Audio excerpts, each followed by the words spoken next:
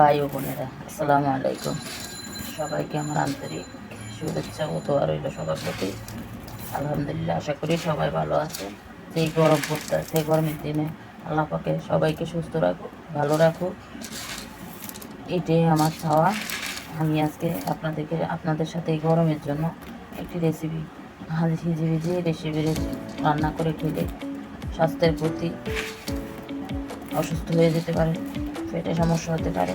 তার জন্য আমি আজকে এটা হলো এই বুট, আমরা যে সিদ্ধ করে এই বুট খাই, ওই বুট চামড়া ছাড়ানো, এটা চামড়া ছাড়িয়ে নিয়েছি। এই বুটটা আমি প্রথমে সিদ্ধ করে নেব,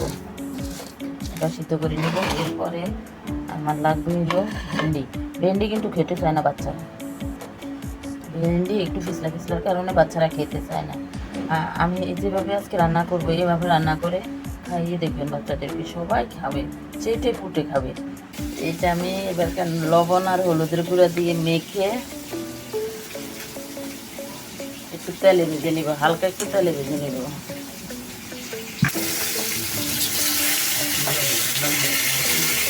মাছটা ভেজে নিয়েছি, মাছটা দিয়ে গেছে আমার।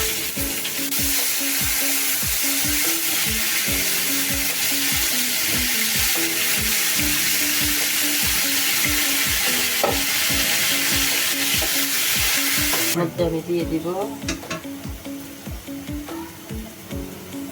1 চামচ রসুন বাটা, 1 চামচ আদা বাটা, জিরা বাটা,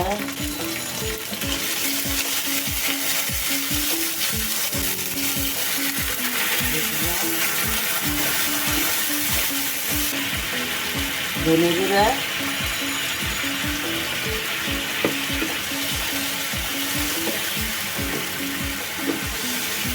মশলা দিয়ে দিব আমি মরিচ গুঁড়া, কাঁচামরিচটা আমি পরে ব্যবহার করব। পানি দিয়ে দিই।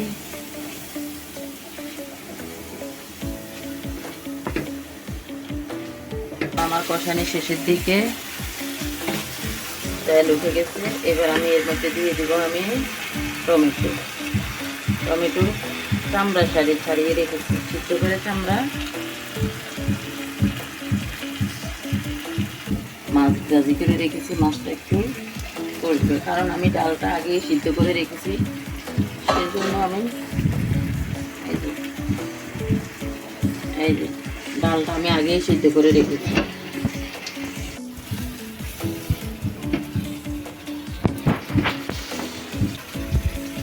এবারে এই সিদ্ধ করে রেখেছি যে ডাল সিদ্ধ করে রেখেছি, আমি এটা আগে সিদ্ধ করে রেখেছি। এর মধ্যে আমি দিয়ে দিব ভেন্ডি ভাজি করে রেখেছি, ভেন্ডিটা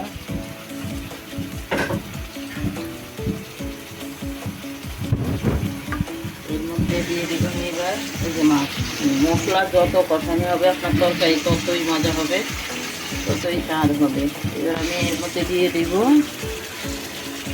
এই যে মশলা কষিয়ে রেখেছিলাম, মশলাটা দিয়ে দিব, মাছ মশলা সব।